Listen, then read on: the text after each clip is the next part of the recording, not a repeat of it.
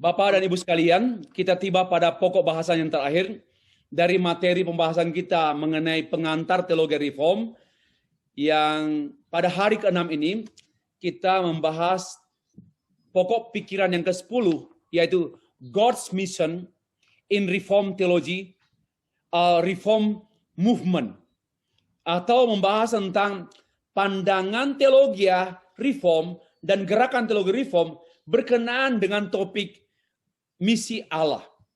Ya. Ini tentu bukan salah satu doktrin reform, melainkan satu kontinuitas. Semua doktrin reform, semua doktrin harus bermuara pada misi. Ya.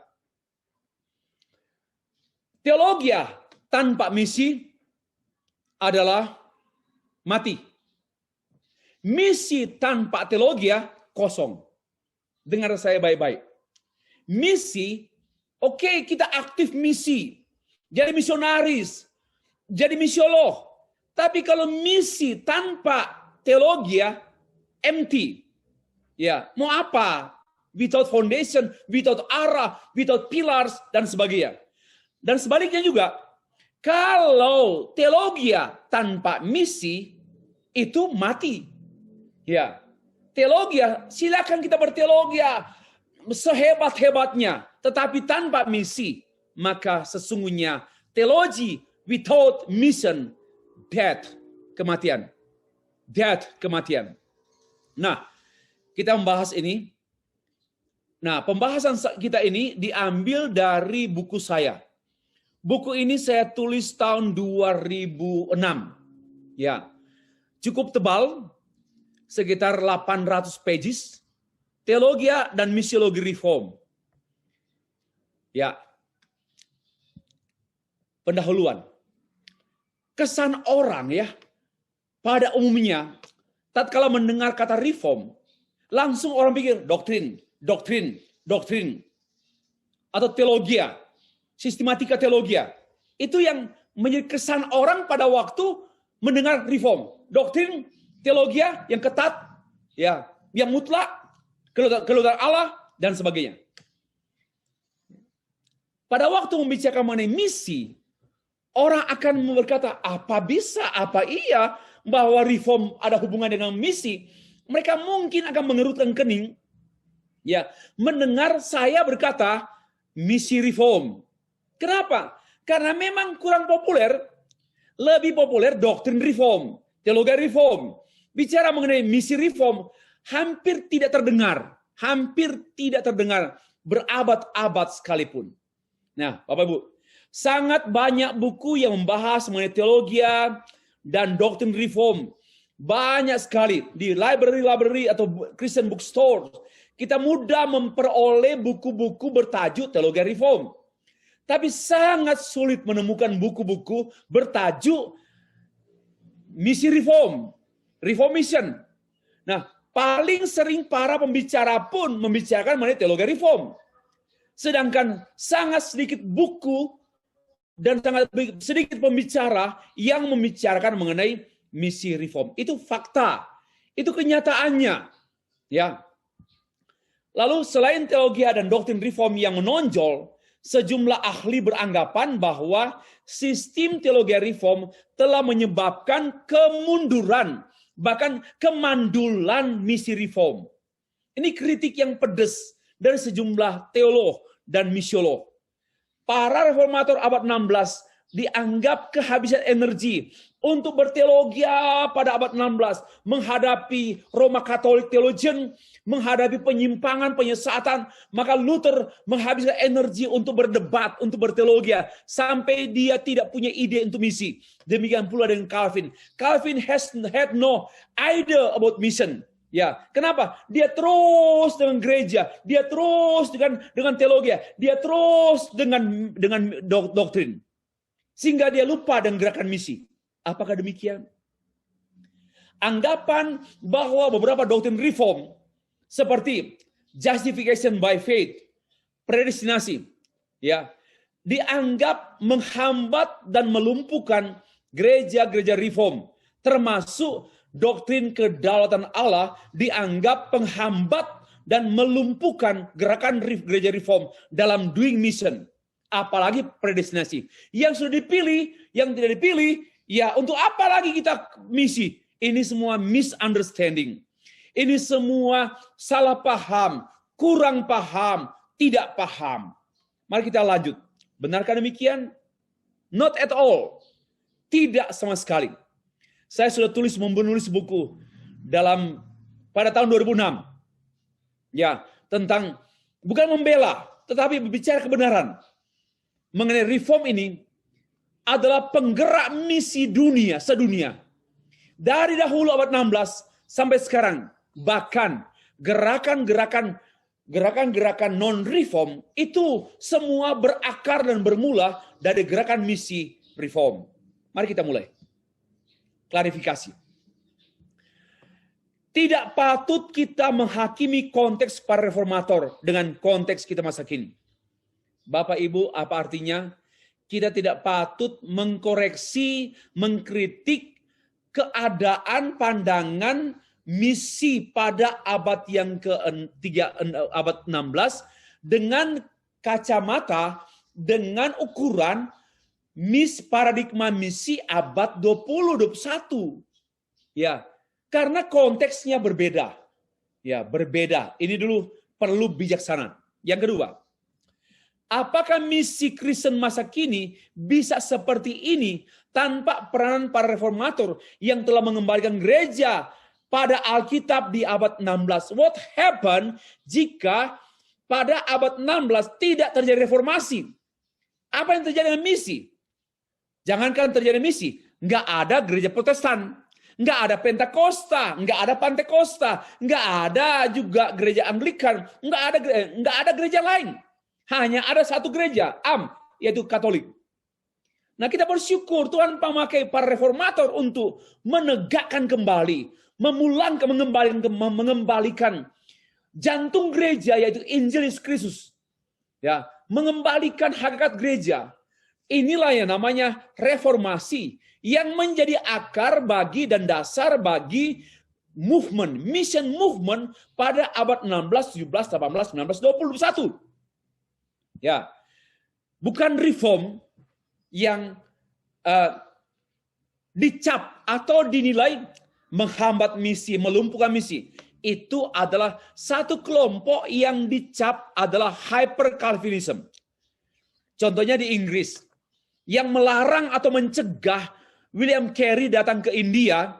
Dia sebagai seorang tukang sepatu yang berdoa dan bermimpi, berharap, bervisi untuk datang menjadi utusan Tuhan di ladang Tuhan dan di antara di India. Pada waktu dia berencana datang, banyak hambatan. Ada orang mengatakan pada dia, kalau Allah mau menyelamatkan orang-orang di India, tanpa harus kamu pergi. Karena Allah berdaulat. Ya, ini namanya hyper Calvinism yang kemudian memang cukup mengganggu Calvinisme atau reform. Tetapi reform tidak sama dengan hyper Calvinism. Calvinisme tidak sama dengan hyper Calvinism. Mereka adalah ekstrim, ya, sangat ekstrim. Sesungguhnya doktrin reform merupakan landasan misi, pembangkit semangat misi, dan pemurni motif misi. Sejak abad yang ke-16 sampai abad ini, abad 21. Landasan misinya dari reform. Penyemangat, pembangkit semangat misinya dari teologi reform. Pemurni, yang memurnikan motif misi dari teologi reform. Nanti saya tunjukkan. Bapak Bu, penulis-penulis buku misi sedunia lebih banyak didominasi oleh para misiolog dan misionaris reform. Dengar saya baik-baik. Saya langsung memberikan pernyataan. Silakan periksa di library atau di Christian bookstores buku-buku misi. Saya menyatakan paling banyak teologianya, sejarah misinya, dan teologi misinya, message misinya, paling banyak ditulis oleh para teolog dan misiolog serta misionaris reform. Ya, beberapa di antaranya dari Fuller Theological Seminary, ada beberapa ahli misi reform di sana. Ya, di antaranya Charles Van Engen. Dan masih banyak lagi dosen di Fuller Theological Seminary. Kembali pada abad 16, John Calvin sebagai teolog kunci reform adalah direktur misi. Belum pernah dengar bukan? Direktur misi gereja Geneva yang mengutus 17 misionaris ke banyak negara dan diantaranya ke Brasilia. Dan itu diutus oleh John Calvin. Dan bukan hanya diutus pergi begitu saja, didampingi, dimentori, dikuatkan. Bapak misi modern seperti William Carey adalah penganut teologi reform. Jadi, anggapan reform tidak tertarik dan tidak berpengaruh dalam gerakan misi sedunia adalah tuduhan yang tidak mendasar. Tidak mendasar secara historis. Kenapa? Tidak ada data sejarah, dokumen-dokumen sejarah, atau mungkin juga tidak memperhatikan data sejarah reform, melainkan hanya menggunakan data sejarah non-reform. Itulah kekurangan, sehingga ada tuduhan-tuduhan yang tidak patut dan tidak benar. Nah, misi John Calvin, kita mulai. Kita tahu bersama, ya, Calvin itu dikenal sebagai teolog, sebagai ahli sistematik, ahli gereja, ya, ahli biblical. Sehingga Gustav Warneck, Hunter McLeod Campbell, Norman Thomas, mereka berpendapat bahwa John Calvin kurang peduli dengan misi gereja dalam dunia. Ini saya anggap tuduhan yang tidak edukatif. Tuduhan yang tidak patut karena tidak peduli dengan sumber-sumber dokumen-dokumen reform tentang John Calvin. Mari saya bukakan. Harus memahami bahwa perjuangan para reformator termasuk Calvin adalah membersihkan gereja dari penyelewengan teologis.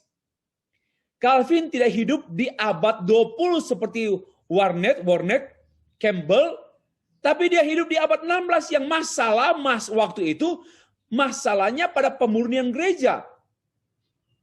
Sekalipun demikian, John Calvin bukan tidak berperan dalam misi. Memang Calvin tidak menulis buku-buku bertajuk misi, namun teologianya adalah pijakan para misiolog setelah dia sampai abad 21. Setidaknya teologi misi saya berpijak pada formulasi teologi John Calvin. Bisa diperiksa di buku-buku saya. John Calvin meletakkan kembali fondasi misi yang melalui penemuan kembali Injil yang telah dihilangkan oleh gereja-gereja abad pertengahan. Ditemukan kembali oleh John Calvin. Dan disinilah untuk apa kita bermisi pada abad 16, 17 sampai seterusnya kalau Injil tidak ditemukan kembali. Tidak ditemukan dulu. Dan Calvin telah menemukan Injil yang disimpan oleh gereja pada sepanjang abad pertengahan, the Dark Ages. Oleh paus, oleh para imam, dan oleh para biarawan. Begitu juga, sekalipun Calvin bukanlah seorang misionaris di suatu tempat, namun ia telah berperan sebagai pendeta, teolog, dan misiolog kota Geneva yang mempengaruhi gereja-gereja di banyak tempat, di negara di Eropa, dan bahkan Amerika. Lihatlah tulisan-tulisan John Calvin yang pengaruhnya sangat luas, baik dalam sistem pemerintahan beberapa negara, aspek sosial, politik, ekonomi, termasuk juga Injil reformasi, Injil reform tersebar di banyak negara di dunia. Itulah menurut saya misi John Calvin. Seorang teolog menulis, namanya Basil Hall. Teologi Calvin sesungguhnya mendatangkan dampak positif bagi kota Geneva yang berdampak luas bagi banyak kota di luar Geneva. Karena Calvin menjadikan kota Geneva sebagai kota reform, kota reformasi, kota Calvinis yang ideal, menerapkan prinsip-prinsip firman Allah dalam menata negara, dalam mengatur hubungan sosial, dan juga gereja. Ya, mari kita simak peran misi Calvin dalam gerakan misi sedunia yang jarang dibahas. Teologi manusia sebagai gambar Allah dan teologi anugerah Allah menurut John Calvin merupakan dasar pendekatan misi bagi orang-orang non-Kristen. Inilah sumbangsi Calvin bagi teologi misi. Selanjutnya, teologi kerajaan Allah John Calvin sangat kaya dengan sumbangsinya untuk holistic mission, untuk seluruh Christian holistic mission. Misi dalam segala bidang. Misi dalam bidang ekonomi, politik, militer, budaya. Ini kontribusi John Calvin sangat banyak dan sangat kuat. Khususnya dengan teologi kerajaan Allah. Yang ketiga, penetapan jabatan gerejawi. Calvin dalam komentarinya, khususnya Efesus pasal 4 ayat 11 sampai 12, dia menekankan bahwa Allah lah yang memberikan baik rasul-rasul dan juga pemberita-pemberita Injil. Jabatan gerejawi dalam gereja ini untuk penginjilan. Jadi Martin Luther, ya kalau Paulus dalam Efesus ya, lalu juga kemudian John Calvin menekankan jabatan gerejawi itu untuk penginjilan mutlak. Maka Calvin sudah memberikan sumbangsi besar bagi misi sedunia. Misi inklusif John Calvin juga sebagaimana yang terungkap dalam tafsiran beliau mengenai 1 Timotius pasal 2 ayat 3 dan 4. Dia menekankan tentang pemberitaan tentang Yesus yang adalah juru selamat. Itu tidak hanya untuk kelompok orang percaya dalam satu komunitas gereja, melainkan untuk semua orang. Semua orang wajib mendengar, semua gereja wajib memberitakan Injil kepada semua orang. Jadi, misi John Calvin adalah misi inklusif. John Calvin bukan hanya berpikiran mission minded, melainkan dia juga adalah direktur misi kota Geneva, di mana beliau mengutus 17 misionaris. Lalu tidak hanya mengutus mereka, melainkan juga mendorong mereka, mengarahkan mereka, serta membina dan menulis surat kepada mereka yang ada di ladang misi. So, Calvin adalah direktur misi, gerakan misi sedunia. Siapa bilang Calvin miskin dalam hal misi? Ini satu kekeliruan besar. Lanjut, kalau kita mau telusuri singkat, siapa misiolog dan misionaris reform dunia? Ya, siapa bilang reform tidak bersumbangsi dalam pikiran dan berperan dalam gerakan misi sedunia? Mari kita mulai dari seorang tokoh pembela amanat agung, Adrian Sarafian, abad yang ke-16. Dialah yang membela amanat agung mutlak dilakukan oleh gereja. Kemudian juga oleh Justus Hernius, misionaris yang pernah datang melayani di Indonesia pada abad 16. Dan dia kemudian pindah ke India. Dia adalah misionaris reform. Siapa lagi? Gisbertus Voetius, misiolog reform pertama, abad 17. Yang sumbangsi misinya mengenai pengertian misi, pengertian kabaran Injil, dasarnya apa, tujuannya apa, sudah dirangkum dan dirumuskan oleh Voetius sebagai seorang teolog dan misiolog reform. Juga Johann Hornbeck, teolog misiolog reform pada abad yang ke-17. Dan John Eliot, misiolog dan misionaris suku Indian.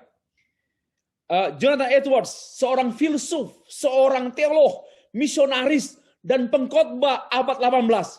Maka dialah disebut Bapak Pengkhotbah, Bapak Kebangunan Rohani abad modern. Jonathan Edwards, seorang reform. Ya. Dan juga George Whitefield, Whitefield atau Whitfield sebutannya. Misionaris dan pengkhotbah yang dari Skotlandia datang ke Amerika, dan Tuhan memakai dia untuk membangkitkan semangat gereja pada sekitar abad yang ke-18 di Amerika. Kemudian juga David Brainerd, misionaris reform untuk menjangkau orang Indian.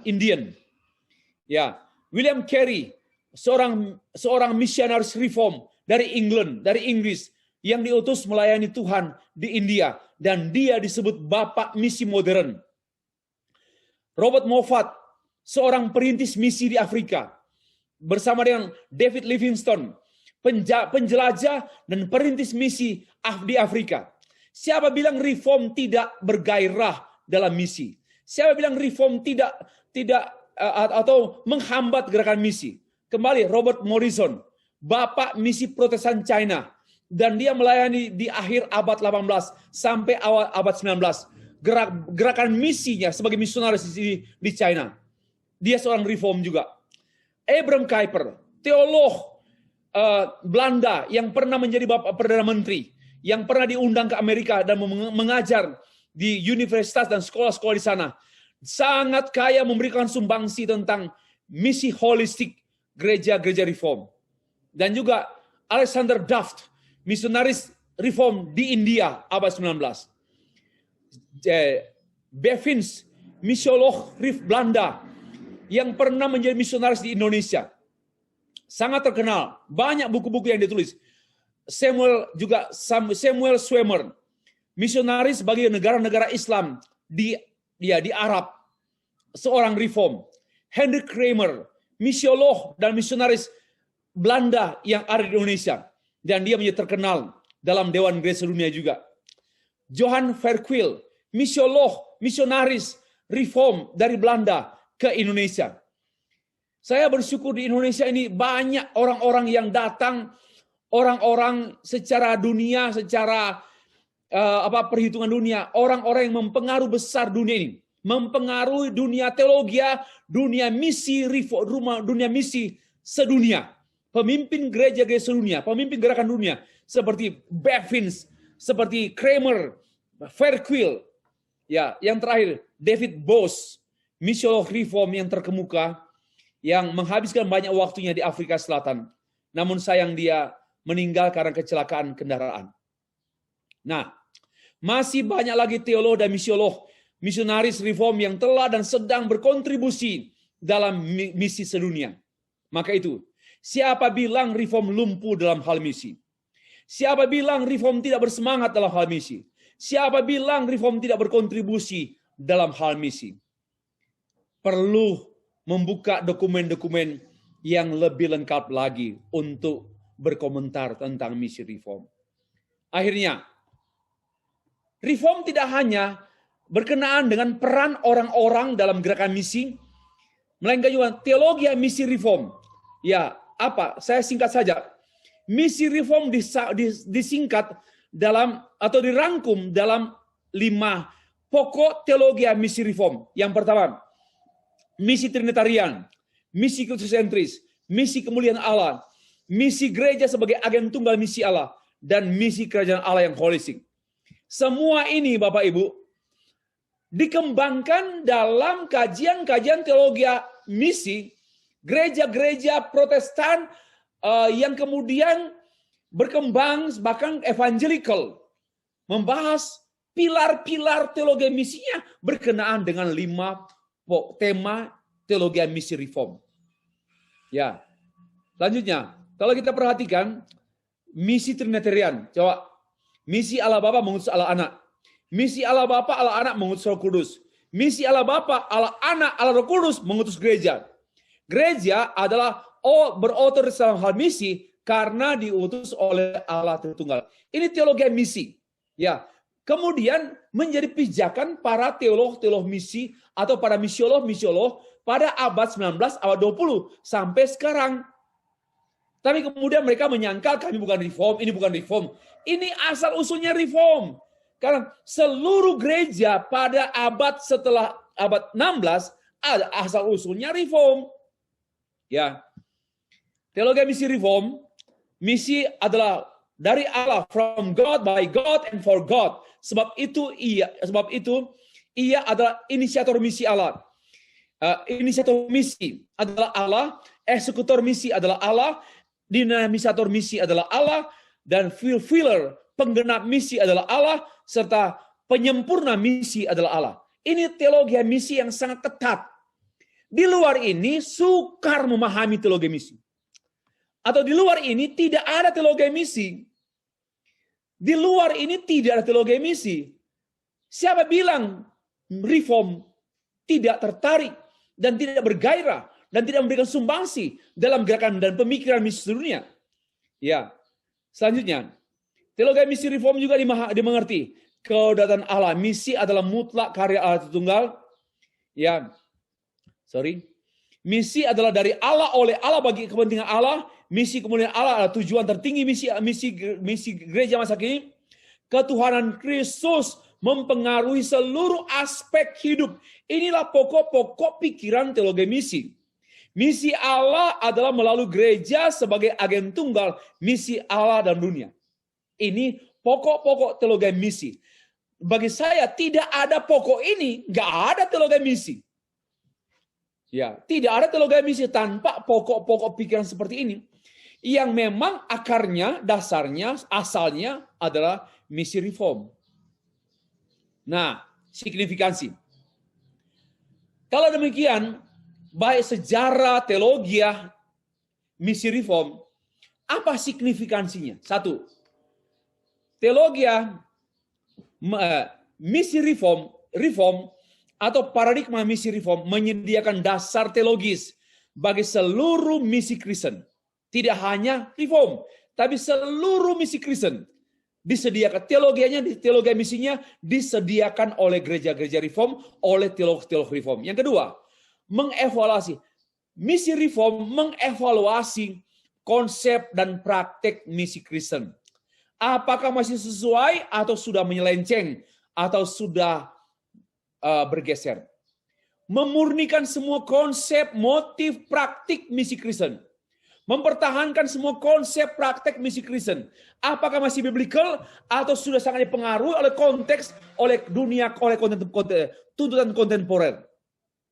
Ya, misi Reform membangkitkan gerakan misi gereja, misi Kristen pada umumnya. Memberikan dasar, model bagi aktualisasi misi kerajaan Allah di segala bidang seperti yang saya kemukakan tadi dari John Calvin. Menyediakan model pendekatan kontekstual bagi misi dan konteks masyarakat majemuk. Semuanya ini adalah sumbangsi pikiran misi Reform yang kemudian dibahas dan dikembangkan oleh para misiolog, misionaris Reform atau non-Reform pada masa kini. Penutup.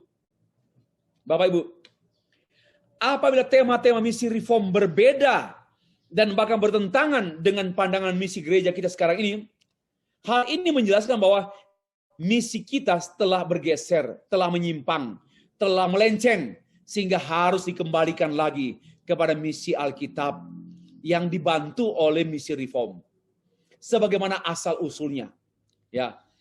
Apabila tema-tema misi kita saat ini sama dengan pandangan misi Reform, itu menjelaskan bahwa teologi misi kita adalah Reform berasal, masih sehat, masih sesuai sebagaimana misi Reform itu berawal dan berasal, berakar pada misi gereja mula-mula. Ya, demikianlah Bapak Ibu. Ya Allah, tolonglah kami untuk membuang misi kami. Ya, dan libatkanlah kami dalam misimu.